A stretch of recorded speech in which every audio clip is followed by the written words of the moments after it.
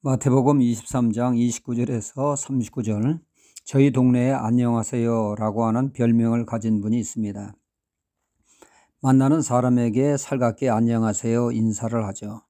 이분은 그 백학이라는 곳에서 이사 오신 집사님이십니다. 열심히 신앙생활을 하시며 베푸는 것 또한 즐기하셨습니다. 이분이 그 불신자들에게도 인사성이 밝다고 안녕하세요 라고 하는 별명을 얻게 됐습니다. 저는 최근에 길에서 그분을 만나게 되었죠. 그분이 그 유튜브 한달란트 목사 설교를 들으면 신앙에 도움이 될까 해서 말을 했습니다. 요즘 코로나 시기에 새벽 기도는 나가시나요? 혹시 못 나가시면 유튜브를 들으시며 하루를 말씀과 함께 시작하라고 하려고 했는데 그분의 말이 뜻밖이었습니다. 요즘 교회에 안 나간다는 것입니다. 아니 무슨 이유로 그렇게 되었느냐고 물으니까 몸이 불편해서 병원에 입원해 있을 때 그분이 다니는 그 교회 목사님이 신방 한번 안 왔다는 것입니다. 그게 너무나 섭섭하여 교회 다니는 것을 그만두게 되었다는 말입니다. 그 말을 듣는 순간 기가 찼습니다. 아무리 섭섭하다고 믿음 생활을 접는다는 것은 말이 되지 않아서 제가 그만 바른 소리라고 말았습니다. 집사님은 목사님을 믿은 겁니까? 예수님을 믿은 겁니까? 복음이 무엇인지를 모르는군요. 언성을 높여 말을 했습니다. 그러자 그 집사님은 교회 나가지 않으니까 그렇게 마음이 편할 수가 없고 11조를 안 하니까 더더욱 좋다는 것입니다. 제가 바른 소리를 하니까 다 듣기 싫고 나에게 말씀 전할 생각을 하지 말라고 하며 그 자리를 떠나버렸습니다. 그 후 저는 그분의 그 섭섭한 마음을 이해하지 못하고 바른 소리한 것을 회개했습니다. 그리고 그분이 그 복음을 바로 알고 믿음 생활을 회복할 수 있도록 기도에 최우선 자리에 두고 날마다 기도하고 있습니다. 마태복음 13장에 말씀하기를 복음은 모든 일을 구원할 수 있는 하나님의 능력입니다. 하지만 이 대단한 복음도 말씀을 받아들이는 심령의 상태에 따라서 결과는 다를 수 있다고 말씀하고 있습니다. 말씀에 대하여 목마른 심령으로 진리를 사모하고 그 말씀대로 살고자 몸부림치며 순종하고 인내할 때 그 사람의 믿음에 따라 30배, 60배, 100배의 열매를 맺는다고 말씀하고 있죠. 하지만 심령 상태가 팍팍하고 딱딱한 심령에는 말씀이 튕겨 나가게 됩니다.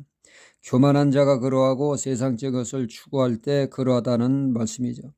이러한 심령 상태에서는 새가 씨를 낚아채듯이 사단이 그 심령에 활개를 치게 된다는 말씀입니다. 예수님을 믿지만 자칫하면 세상 것을 추구할 수 있습니다. 예수님의 제자들을 보면 알 수 있습니다.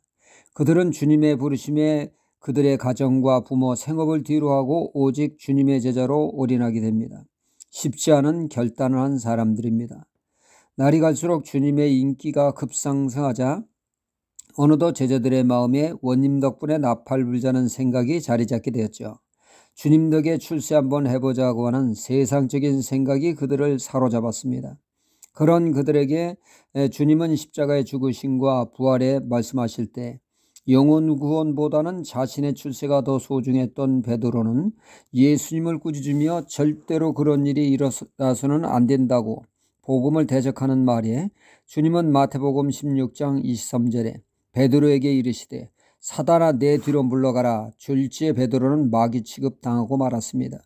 세상 것을 추구하다 보니 어느덧 복음을 대적하는 마귀짓을 하는 자가 되었던 것입니다. 그런가 하면 오늘 말씀의 바리새인과 서기관들은 조상과는 다른 신앙이라고 자부를 했습니다. 구약에 보면 하나님께서 무수한 선지자를 보내지만 이스라엘 백성들은 그들을 죽이고 학대하며 대적하는 삶을 살았으나 우리는 조상과는 다르다고 하면서 그들도 동일한 죄를 저지르고 말았습니다. 하나님의 말씀인 복음을 대적하며 주님과 복음 전파자에 대해서 그들은 무서운 핍박을 가하는 자들이었습니다. 주님 말씀에 전혀 귀를 기울이지 않는 대적자의 삶을 살았습니다. 이는 그들은 영적인 교만이 마귀짓을 하게 됐던 것이죠. 주님은 그들이 뱀이요 독사의 새끼라고 사단의 추종하는 무리라고 하셨습니다. 그들은 박식한 성경 지식을 가지고 있었으나 그들의 교만이 복음을 대적했고 스스로 심판을 자초하는 화 있을 자가 되고 말았습니다. 우리는 우리의 심령 상태가 굳어지지 않도록 늘 쟁기질을 하며 심령을 관리해야겠습니다. 옥토파 심령 상태를 유지하여 늘 말씀을 사모하며 말씀대로 살고자 몸부림치는 가운데 열매로 하나님께 영광 돌리는 하나님의 사람이 되어야겠습니다. 할렐루야.